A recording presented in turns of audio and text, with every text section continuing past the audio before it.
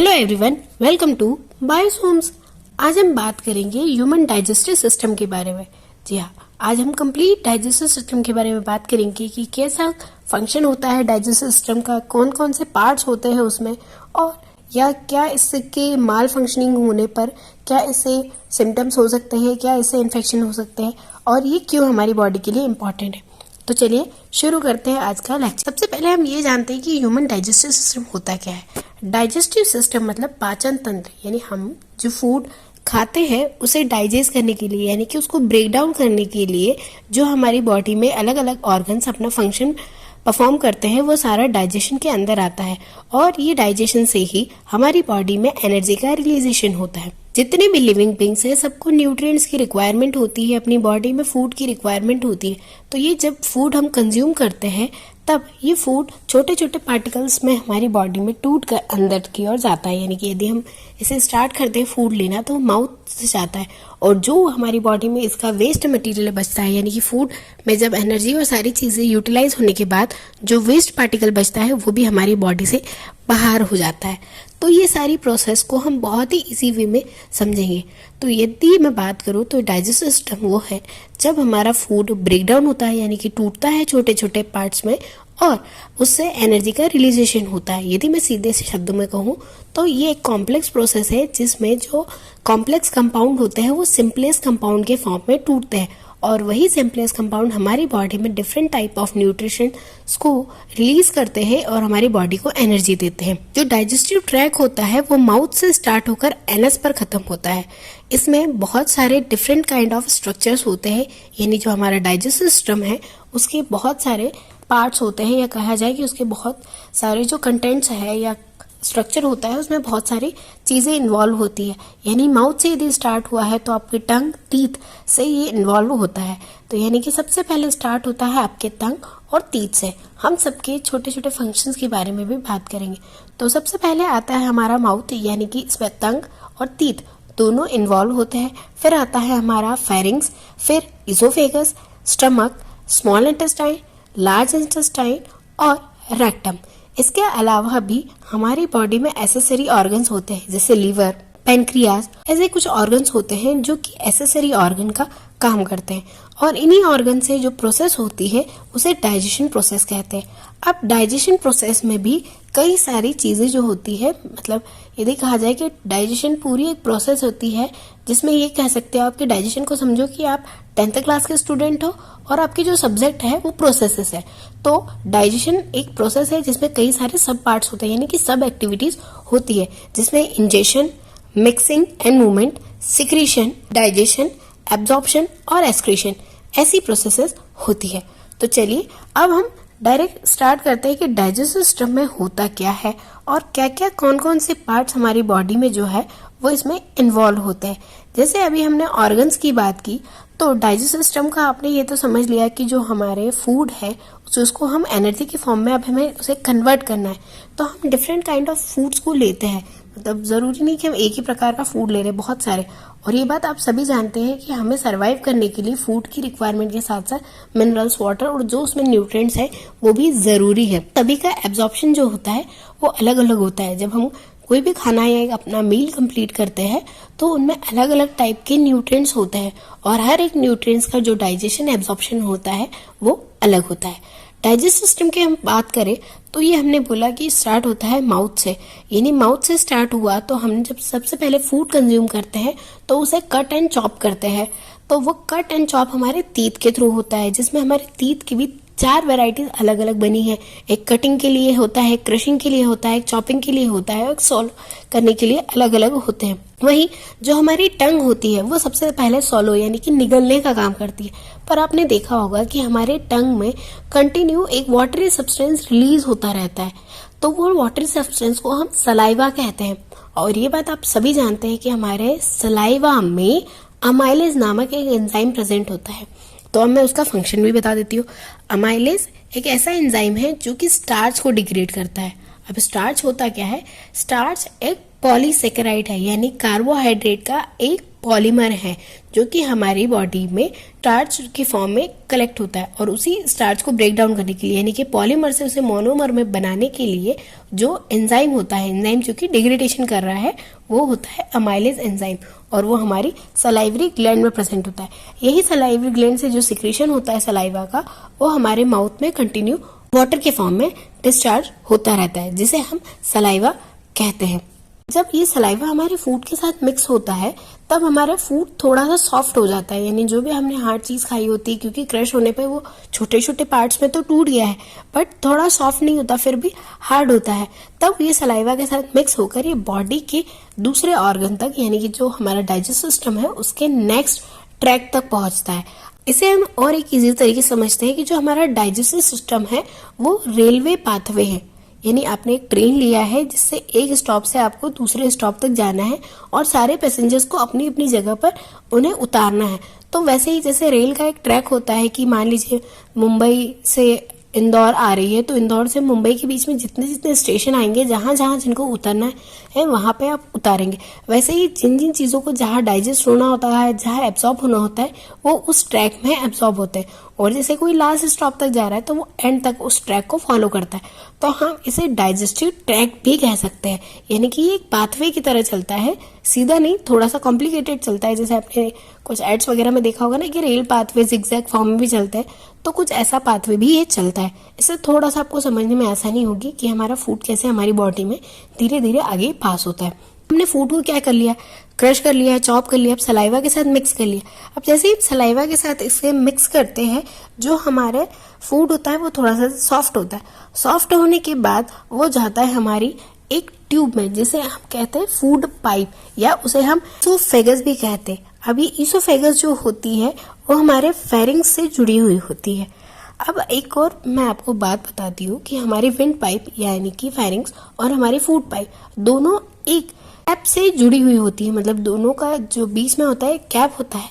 तो जब हम ब्रीथ करते हैं तो वो कैप हमारे ईसोफेगस पे यानी फूड पाइप पर लग जाती है, और जब हम फूड लेते हैं, कंज्यूम करते हैं, तो वो हमारी विंड पाइप पर लग जाती है। इसीलिए आपने सुना होगा हमारे घर में कि बड़े लोग कहते थे कि खाते खाते बात नहीं करनी चाहिए। इसीलिए नहीं, क्योंकि जब वो कैप है वो दोनों जगह नहीं लग पाती और प्रॉपर में बीच में अटक जाती है, जिसकी वजह से हमारा जो फूड है वो ईसोफेगस से की जगह विंड पाइप में चला जाता है, और विंड पाइप उसे बाहर फिर से ब्लो करती है, जिसे हम नॉर्मल भाषा में कहते हैं कि अरे उसको तो ठसका लगा है, तो पानी पियो या ऐसी चीजें करो। तो ये इसी कारण होता है कि हमारा जो फूड है ईसोफेगस में न जाकर वो विंड पाइप में चला जाता है।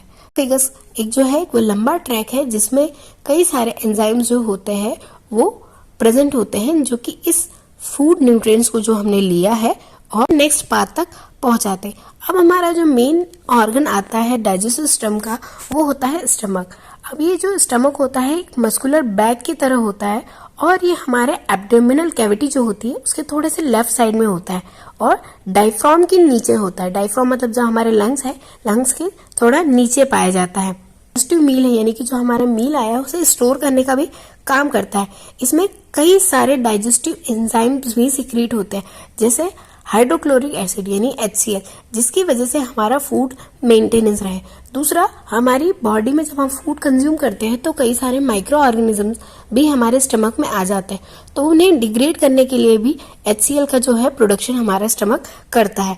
इसी वजह से जब आपने सुना होगा कि हमारा फूड डाइजेस्ट नहीं होता है या प्रॉपर डाइजेशन नहीं होता, तो हम कहते हैं कि हमारी बॉडी में एसिडिटी हो गई है। एसिडिटी मतलब यही जो HCl है उसका रिफ्लक्स ज्यादा हो जाता है, इसे हम एसिडिटी कहते हैं। साथ में स्टमक कुछ दूसरी चीजों का भी सिक्रीशन करता है, जैसे म्यूकस। एक एक्वस सिक्रेटरी प्रोडक्ट है जो कि वाटरी जैसा होता है, जैसे हम सलाइवा है उसी की तरह होता है, बट ये थोड़ा सा थिक होता है, और इसका मेनली काम जो होता है हमारे जो एसिड के साथ, गैस्ट्रिक पीट्स के साथ जो है मिलकर हमारे फूड को डाइजेस्ट करने का काम, साथ में यदि हमारी बॉडी में कोई हार्मफुल सब्सटेंस आया हो तो उन्हें भी डिग्रेड करने का काम करता है। फिर दूसरा आता है डाइजेस्टिव एंजाइम। अब डाइजेस्टिव एंजाइम से तो आप समझ ही गए होंगे कि पॉलीमर्स को यानी पॉलीक्यूल्स को या मैक्रोमोलिक्यूल्स को माइक्रोमोलिक्यूल्स में ब्रेक डाउन करने के लिए डिफरेंट काइंड ऑफ एंजाइम्स की जरूरत होती है, जो कि हमारा स्टमक रिलीज करता है। देन तीसरी हमने बात कर ली कि HCl जो होता है यानी हाइड्रोक्लोरिक एसिड होता है, उसका भी ये सिक्रीशन करता है। फिर वही हम यदि बात करें हमारे लीवर की, तो लीवर भी बहुत बड़ा पार्ट प्ले करता है हमारे डाइजेशन में। लिवर में भी कई सारे जूसेस बनते हैं जो कि सिक्रीशन करता है। एक्चुअल में लीवर फिल्ट्रेशन का काम करता है, मेनली ब्लड का, तो उसके लिए ये यूज होता है और ये सारे न्यूट्रिएंट्स को अपने अंदर अपटेक करता है, जिसके कारण ये ब्लड में उन सब चीजों को मिला सके और हमारे बॉडी में सर्कुलेट करा सके। बात करते हैं नेक्स्ट ऑर्गन की, जो है कि है स्मॉल इंटेस्टाइन। अब ये स्मॉल इंटेस्टाइन एक ट्यूब लाइक स्ट्रक्चर होता है और ये लगभग 10 फीट लॉन्ग होती है। ये लार्ज इंटेस्टाइन से हुई होती है और लार्ज इंटेस्टाइन से बड़ी भी होती है, बट ये जो क्वाइल्ड फॉर्म में होने की वजह से जो इंटेस्टाइन है इसे स्मॉल इंटेस्टाइन कहा जाता है। ये एब्डोमिनल कैविटी के जस्ट नीचे प्रेजेंट होती है और ये कॉइल्ड फॉर्म में होती है और कई सारे फोल्ड्स में होती है। अब जो हमारा फूड डाइजेस्ट होकर एनर्जी के फॉर्म में प्रोड्यूस हो चुका है वो स्टमक में ही रुक जाता है, बट जो हमारा फूड डाइजेस्ट हुआ है और वेस्ट के फॉर्म में है वो अब स्मॉल इंटेस्टाइन में आता है। अब स्मॉल इंटेस्टाइन के पास ये पावर नहीं होती है कि वो एब्जॉर्प्शन कर सके, यानी कि फिर भी वो एक बार चेक करता है कि ऐसा तो नहीं है कि कोई न्यूट्रिएंट्स जो है वो हमारी बॉडी से वेस्ट चले जाता है। फिर ये पास करती है नेक्स्ट ऑर्गन की तरफ, यानी कि लार्ज इंटेस्टाइन की तरफ। लार्ज इंटेस्टाइन भी एक थिक ट्यूब लाइक स्ट्रक्चर होता है जो कि लगभग 5 फीट लंबी होती है और ये स्टमक के नीचे प्रेजेंट होती है। इसमें एब्जॉर्प्शन की पावर बहुत ज्यादा होती है। एक्चुअली इसमें है ना विलाइज प्रेजेंट होते हैं। विलाइज यानी कि आप ऐसे समझ सकते हो कि फिंगर लाइक प्रोजेक्शन या कहे जाए कॉम शेप के प्रोजेक्शन होते हैं और वो ग्रेडर्स का काम करते हैं। यानी कि आप ऐसा समझिए कि कटर्स जो होते हैं, आपने कहीं देखा होगा जहाँ मिक्सिंग मशीन होती है हमारे पास चॉपिंग के लिए या कटिंग के लिए, जो शार्प एजेस होते हैं उससे, बट ये थोड़े शार्प नहीं होते, इनके थोड़े ब्लंट एंड्स होते हैं जिसमें फूड जो होता है वो रोटेट करता है। और जब आपका इंटेस्टाइन खाली होता है तो उसी की वजह से बार बार मूवमेंट की वजह से हमारे स्टमक से आवाज आती है। कई बार आपने सुना होगा कि आपके पेट से आवाजें आती हैं, हम बोलते हैं अरे ये हमारा पेट बज रहा है, कुछ अजीब सा साउंड होता है, तो कोई बोलते पानी पी लो या कुछ खा लो। इसीलिए क्योंकि वो एम्पटी चलता है तो उसके फ्रिक्शन से वो साउंड क्रिएट होता है। अब हमारा लास्ट, इसमें सारे एब्जॉर्प्शन होने के बाद लास्ट में इंटेस्टाइन रेक्टम को सारा जो हमारा वेस्ट मटेरियल है वो बॉडी का पहुंचाती है और इंटेस्टाइन से ये रेक्टम में जाता है और रेक्टम का जो मेनली काम होता है जो हमारा वेस्ट मटेरियल है उसे सॉलिड के फॉर्म में एलिमिनेशन करना हमारी बॉडी से, जिसे हम स्टूल भी कहते हैं। अब ये सेमी सॉलिड होता है और ये हमारे एनस से यानी हमारी बॉडी के एंड पार्ट से वो बॉडी से बाहर हो जाता है। इसमें हमारी बॉडी में जो अनडाइजेस्टेबल फूड पार्टिकल्स होते हैं या जो टॉक्सिक केमिकल्स होते हैं वो मिक्स होकर बॉडी से बाहर निकलते हैं। इस तरह हमारी बॉडी का पूरा जो डाइजेस्ट सिस्टम है वो ट्रैक होता है। अब जैसे हमने बात की कि कुछ एसेसरी ऑर्गन्स भी होते हैं, जैसे पेनक्रियाज की मैंने बात की, तो जो पेनक्रियाज होता है वो एक लार्ज ग्लैंड भी है और वो एक हमारा डाइजेस्टिव ऑर्गन भी है। ये स्टमक के नीचे प्रेजेंट होता है और इसमें ये डियोडिनम से कनेक्टेड होता है। अब इसमें एक तरह का एंजाइम रिलीज होता है जिसे हम कहते हैं इंसुलिन, और आप सभी को ये बात पता होगी कि इंसुलिन एंजाइम का यूज क्यों किया जाता है, क्योंकि वो डाइजेशन करता है किसका, ग्लूकोज का, यानी कि कन्वर्जन कर रहा है वो ग्लूकोज का गैलेक्टोज में, जिससे डायबिटीज होने की संभावना कम हो जाती है, यानी ग्लूकोज का यानी शुगर का डिपोजिशन हमारी बॉडी में कम हो जाता है। लिवर की भी हमने बात की थी और हमने ये बोला था कि ये बहुत इंपॉर्टेंट ऑर्गन है। अब हम बात करें तो सीधा जो हमारे बॉडी में फैट डाइजेशन का काम है ना वो लिवर ही करता है और ये बाइल जूसेस का सिक्रीशन करता है। साथ ही हमारी बॉडी में ये डाइजेशन के अलावा भी हमारे ब्लड सर्कुलेशन में भी हेल्प करता है। और ये बात शायद आप लोगों को पता होगी कि हमारे लिवर में रीजनरेशन पावर भी पाई जाती है। अब हम बात करते हैं प्रोसेस ऑफ डाइजेशन की, जिसमें हमने बोला था कि कई प्रोसेसेस होती है। जैसे मैंने आपको बोला था कि आप समझिए कि डाइजेशन 10th क्लास है और उसमें अलग अलग सब्जेक्ट है, तो सब सब्जेक्ट का अलग अलग काम होता है। जैसे हिस्ट्री का अलग काम होता है, साइंस को अलग काम होता है, वैसे ही डाइजेशन प्रोसेस भी अलग अलग होती है। यानी कि इसमें डाइजेशन के साथ साथ एलिमिनेशन, एब्जॉर्प्शन, इंजेशन, ये सारी चीजें होती है। तो सबसे पहले हम बात करते हैं इंजेशन क्या है। ये सबसे पहली स्टेप होती है जिसमें चॉविंग यानी कि जो आप फूड चबाते हैं वहां से शुरू होती है और जिसमें सलाइवरी ग्लैंड जो है वो मॉइस्ट करने का काम करती है, यानी कि हमारी टंग से वो जो सलाइवा निकलता है वो हमारे फूड को मॉइस्ट करने का काम करती है और ये हमारे फूड को आगे की तरफ यानी हमारी इसोफेगस की ओर मूव कराती है, यानी कि धक्का देती है। तो इन्हें जैसे इंजेक्शन लगता है ना, प्रेशर होके इंजेक्ट होता है तो वो चीज अंदर जाती है, सेम हमारा फूड भी ऐसे ही होता है, हमें पता नहीं चलता बट यही प्रोसेस होती है।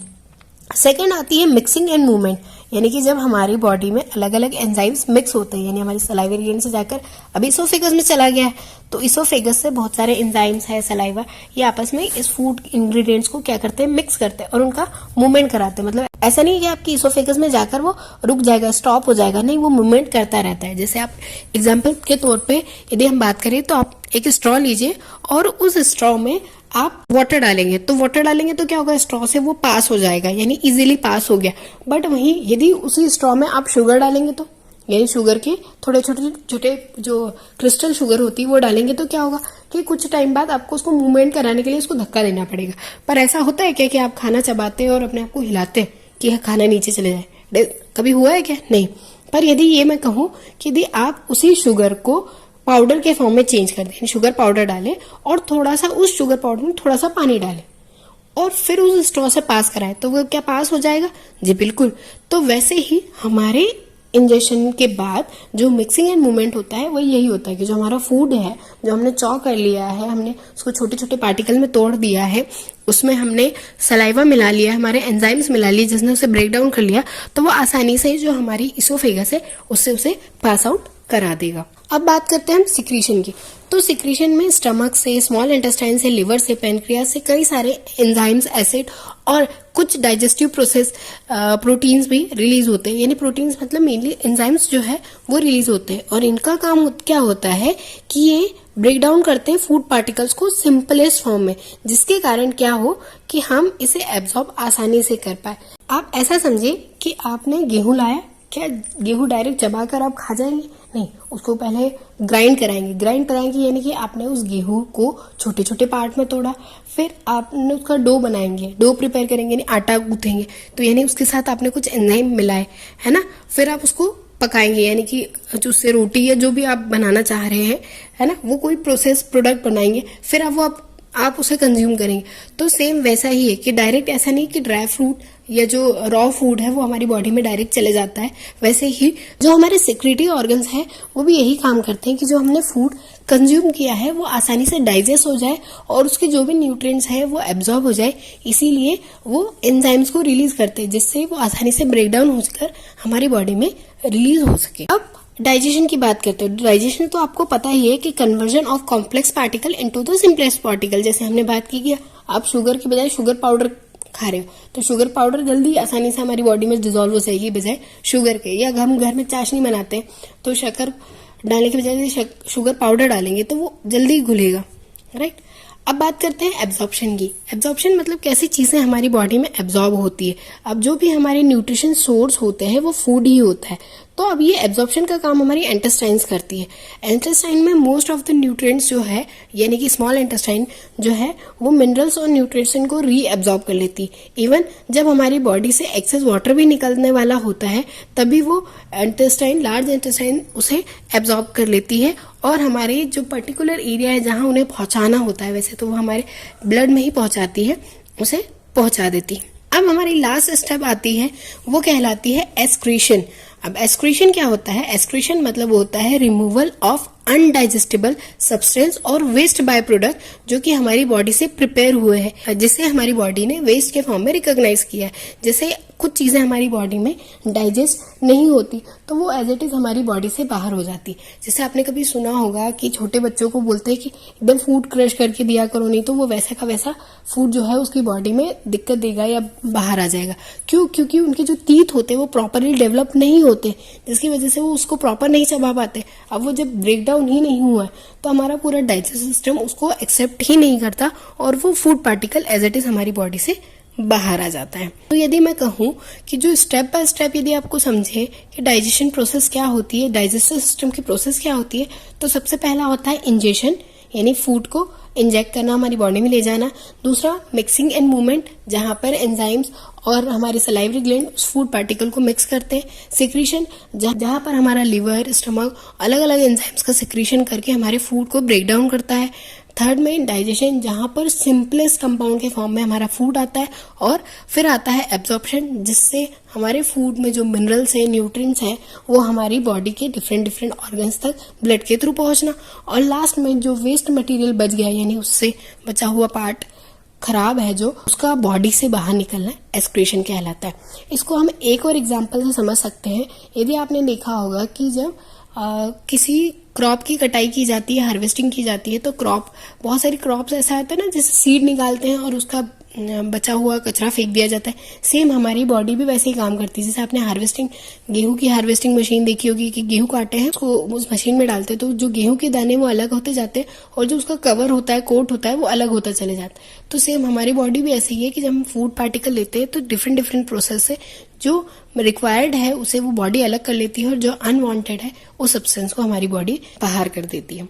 अब हम बात करते हैं डिसऑर्डर्स की जो हमारे डाइजेस्टिव सिस्टम से रिलेटेड है। जैसे वॉमिटिंग एक तरह का इजेक्शन है हमारे स्टमक में, जो भी मतलब ऐसा कहा जाए कि वॉमिटिंग एक ऐसी प्रोसेस है जिसमें हमारे स्टमक का जो मटेरियल है वो हमारे माउथ के थ्रू बाहर आ जाता है। यानी जो डाइजेस्ट नहीं हुआ है या कुछ हार्मफुल सब्सटेंस आए हैं तो वो हमारी बॉडी, क्योंकि वो उसे डाइजेस्ट करने के लिए पूरी आगे प्रोसेस नहीं करना चाहती, तो जो स्टोर फूड है हमारा, वो जिसमें टॉक्सिक आ गया है, तो वो हमारी बॉडी वापस हमारी इसोफेगस से हमारे माउथ के थ्रू बाहर निकाल देती है।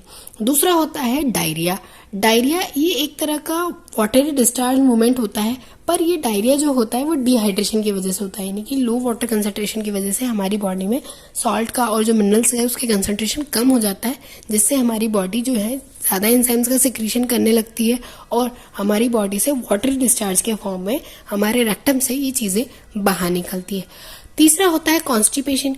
कॉन्स्टिपेशन मतलब जब हमारे रेक्टम में इरेगुलर कुछ मूवमेंट होने लगे, जैसे हम कहते हैं कि नॉर्मल अपच हो गया है, ये सारी चीजें, वो कहलाता है कॉन्स्टिपेशन। थर्ड होता है इनडाइजेशन। इनडाइजेशन मतलब जब हमारे स्टमक में एक अनकंफर्टेबल फील होना या फूड प्रॉपरली डाइजेस्ट नहीं होना, तो उन सब सारी चीजों को हम, या हमारे एंजाइम का प्रॉपर फंक्शनिंग ना करना या फूड पॉइजनिंग हो जाना, जैसे हम नॉर्मल वर्ड्स में हम कहते हैं कि ओवर ईटिंग की वजह से हुआ है या ज्यादा स्पाइसी खाने की वजह से हुआ है, तो उसे हम इनडाइजेशन भी कहते हैं। आई होप कि ये लेक्चर आपको इंटरेस्टिंग लगा होगा, तो प्लीज वीडियो को लाइक कीजिए, शेयर कीजिए और चैनल को सब्सक्राइब कीजिए।